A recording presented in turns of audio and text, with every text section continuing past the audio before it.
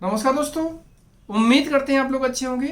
दोस्तों, अभी हमारे पास में स्लोवाकिया का एक प्रोजेक्ट आया हुआ है और ये प्रोजेक्ट एक गारंटेड प्रोजेक्ट के रूप में है। मतलब कि यहाँ पर वीज़ा लगेगा। ये जो रिक्वायरमेंट है ये काफ़ी इंपॉर्टेंट रिक्वायरमेंट है और सबसे इंपॉर्टेंट है इसमें से जो प्रोसेस रहेगा काफ़ी फास्ट होगा। ये नॉर्मल प्रोसेस की तुलना में भी फास्ट होगा और प्रोजेक्ट एक प्रकार से 100% गारंटी वाला प्रोजेक्ट कहा गया है क्लाइंट की तरफ से, क्योंकि उनके इससे पहले के जो जितने लोगों का वीज़ा लगा था वो कंफर्म लगा था।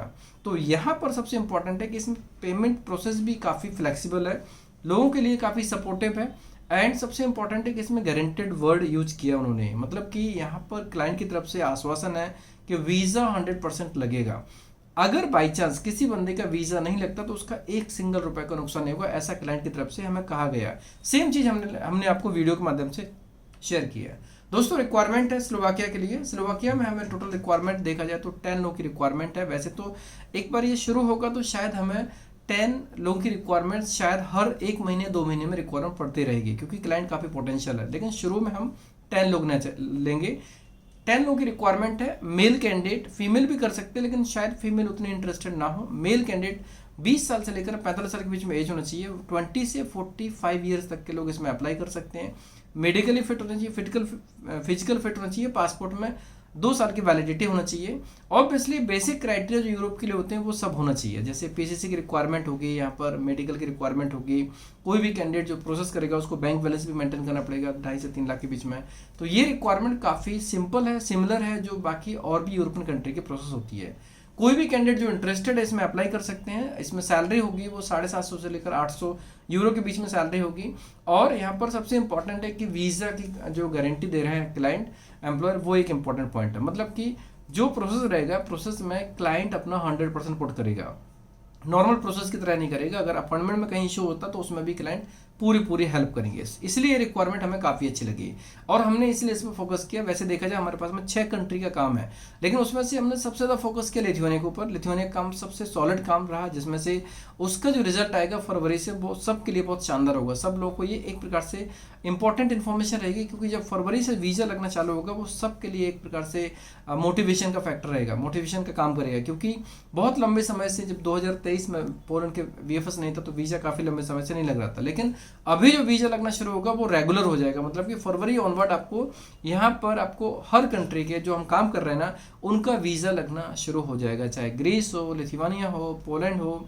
पोलैंड में शायद हो सकता है 1 महीने बाद, लेकिन बाकी शुरू हो जाएगा और बैक टू बैक ये चीज़ें चलती रहेंगी। इसलिए अभी जो रिक्वायरमेंट है, जैसे 6 कंट्री में से 3 कंट्री का काम हम लोग अभी कर रहे हैं ना, चौथी कंट्री ये है जिस पे हम लोग फोकस कर रहे हैं। ये रिक्वायरमेंट काफ़ी अच्छी है। इसमें से कोई भी कैंडिडेट है, डी कैटेगरी का वीज़ा रहेगा। इसमें रिक्वायरमेंट कोई खास नहीं है, इसमें इंग्लिश की उतनी रिक्वायरमेंट नहीं है। बेसिक नॉलेज होना चाहिए, बंदे को इंग्लिश पढ़ना लिखना आना चाहिए। मतलब कि अगर वो एम्बेसी में जाए तो अगर उनको गाइड किया जाए, ट्रेन किया जाए, ट्रेन हो सकते हैं, गाइड हो सकते हैं, बस उतनी रिक्वायरमेंट है।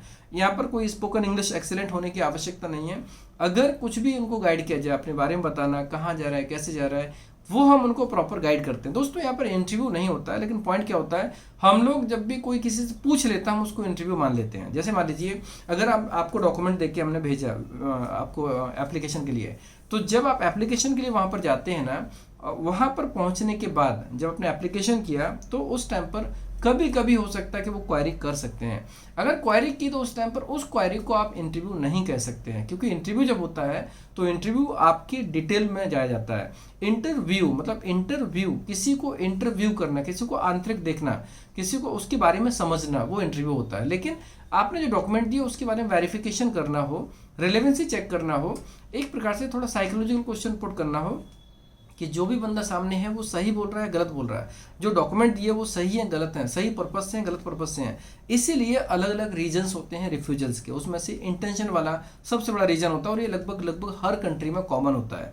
तो यहाँ पर आप ये मान लीजिए इंटरव्यू नहीं होगा, यहाँ पर इंटरव्यू नहीं होगा। नॉर्मल जो क्वेश्चंस करते हैं उतने क्वेश्चंस को आंसर करने की कैपेबिलिटी है, तो आप इसमें अप्लाई कर सकते हैं, कोई भी कैंडिडेट। लेकिन इसका मतलब ये भी नहीं कि जिनको बिल्कुल भी इंग्लिश नहीं आती है वो बोलते हैं कि हाँ इंग्लिश आती है।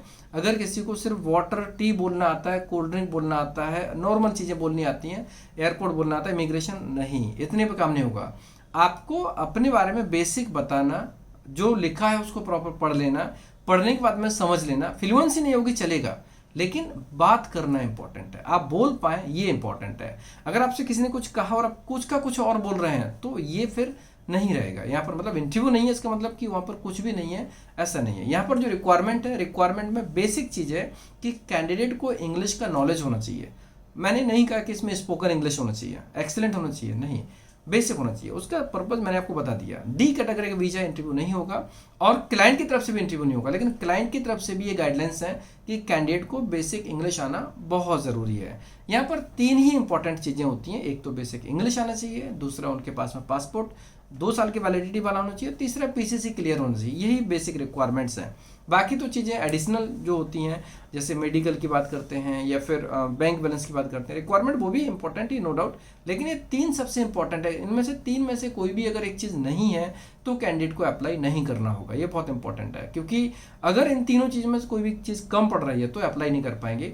और क्वालिफिकेशन की बात करेंगे तो मिनिमम 10th पास की रिक्वायरमेंट तो रहेगी। कोई भी कैंडिडेट जो कम से कम 10th पास हो वो इसमें अप्लाई कर सकते हैं। 10th पास, 12th पास, कोई भी क्वालिफिकेशन हो, 10th कम से कम होना चाहिए। पासपोर्ट ECR हो या ICNR, दोनों पासपोर्ट होल्डर अप्लाई कर सकते हैं। वैसे देखा जाए तो जो 10th पास होता है उसका ECR होता ही होता है, ECNR होता ही होता है, लेकिन कभी कभी ऐसा होता है कि नहीं होता लेकिन 10th पास होते हैं। तो हम इसलिए क्वालिफिकेशन को बेंचमार्क बना रहे हैं, मतलब 10th पास होना कंपलसरी है। पासपोर्ट ECR हो या ICNR कोई फर्क नहीं पड़ता। कोई भी कैंडिडेट इंडियन सिटीजन हो, इंडिया के किसी भी स्टेट का हो, इसमें अप्लाई कर सकते हैं। इसमें ऐसा नहीं कि किसी स्टेट के लोग अप्लाई नहीं कर सकते हैं, सभी लोग अप्लाई कर सकते हैं। जॉब रहेगी फैक्ट्री में, फार्म वर्कर, ये दोनों टाइप की जॉब रहेगी, उनमें से कोई भी जॉब मिल सकती है। वर्क परमिट में जो डिटेल आएगी that will be final. And यहाँ पर जो बेसिक सैलरी होगी 750 से लेकर 800 यूरो के बीच में सैलरी होगी। ये जो रिक्वायरमेंट है काफ़ी अच्छी है, और खास तौर से देखा जाए जहाँ पर 100% गारंटेड वर्ड होता है ना, तो आप ये मान लीजिए वो सबसे अच्छा होता है, उसमें रिस्क फैक्टर बिल्कुल हट जाता है। और टाइमिंग की बात करेंगे तो टाइमिंग इसमें बहुत कम लगने वाला है, 120 से 150 डेज के आसपास में काम हो जाएगा। इसमें क्लाइंट की तरफ से कहा गया कि 120 वर्किंग डेज के अंदर काम होने की पूरी संभावना है। तो अब 120 वर्किंग डेज का मतलब ये मान लीजिए बहुत फास्ट होने वाला है, स्टेप बाय स्टेप बहुत फास्ट होने वाला है। बीच में छुट्टियां भी हैं, उस चीज़ को भी तो थोड़ा ध्यान में रखना पड़ेगा। लेकिन जो कहा गया है, अगर क्लाइंट ने अपना पास्ट जो सक्सेस है वो हमें शेयर किया है, उसके हिसाब से हम लोग कॉन्फिडेंट हैं कि ये रिक्वायरमेंट में रिजल्ट शानदार आएगा, बहुत ही अच्छा आएगा। जो लोग भी इसमें अप्लाई करेंगे उनका रिजल्ट बहुत अच्छा आने वाला है, क्योंकि रिक्वायरमेंट ऐसी है जो हर किसी के लिए फायदेमंद है। सो दोस्तों, जो लोग भी इंटरेस्टेड हैं टीम को कांटेक्ट करें, कोई भी क्वेरी हो वो भी पूछ सकते हैं। इस सप्ताह जो हम लाइव सेशन करेंगे उस लाइव सेशन में ये हमारा इंपॉर्टेंट टॉपिक होगा, स्लोवाकिया का वर्क परमिट।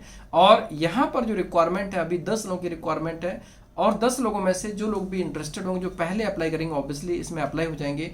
फर्स्ट बैच में हम 10 लोग लेंगे और ऑब्वियसली पहला सक्सेस करेंगे, उसके बाद आगे देखेंगे। अगर हमें चीज़ें सही लगेंगी, स्मूथ लगेंगी, तो शायद हम इसके ऊपर आगे भी काम करेंगे। लेकिन ऑब्वियसली जो गारंटेड वर्ड उसमें रिस्क फैक्टर काफ़ी हद तक कम हो जाता है, इसलिए हम लोग भी कॉन्फिडेंट हैं। और हमने इसके ऊपर R&D भी किया, तो ऑब्वियसली अभी इस टाइम पर स्लोवाकिया का रिजल्ट भी आ रहा है। जैसे लिथुआनिया का आ रहा है वैसे स्लोवाकिया का भी आ रहा है, और वो आने वाले टाइम पर आपको पोलैंड का भी रिजल्ट देखेगा। लेकिन अभी इस टाइम पर उतना फास्ट नहीं है, लेकिन आप आने वाले टाइम पर पोलैंड भी बिल्कुल नॉर्मल हो जाएगा जैसे पहले था। सो दोस्तों, जो लोग भी शेंगन जाना चाहते हैं, देखो आप एक बार वहाँ पहुंचे, आपका वहाँ पर एम्प्लॉयमेंट हुआ, आप TRC बनवा लिया आपने, उसके बाद अपना करियर आपको खुद बनाना है। सो ये बहुत इंपॉर्टेंट चीज़ है। कोई भी कैंडिडेट प्लान करना चाहे, यहाँ पर जो रेशियो है, जैसे उन्होंने बोला 100%, तो हम इतना मान सकते हैं 90 से 95% लोगों का तो वीज़ा लगेगा ही, अगर उन्होंने 100% यूज़ किया, क्योंकि उनका पहले के सभी लोगों का वीज़ा लगा था। अगर डॉक्यूमेंट्स बराबर हैं, प्रॉपर तरीके से फाइलिंग की गई, एप्लीकेशन बराबर है, जो जिस तरीके से रिक्वायरमेंट है उस तरीके से हमने प्रेजेंट किया, तो वीज़ा लगने के चांसेस डेफिनेटली पूरे होंगे। सो दोस्तों, ये रिक्वायरमेंट कैसे लिखे, अगर आपको पसंद है तो दोस्तों हमें क्लासमेट्स को शेयर कर सकते हैं, जिससे कि जो रिलेवेंट होंगे, एलिजिबल होंगे, इंटरेस्टेड होंगे, इसमें अप्लाई करके इस गोल्डन अपॉर्चुनिटी का लाभ ले सकते हैं। धन्यवाद।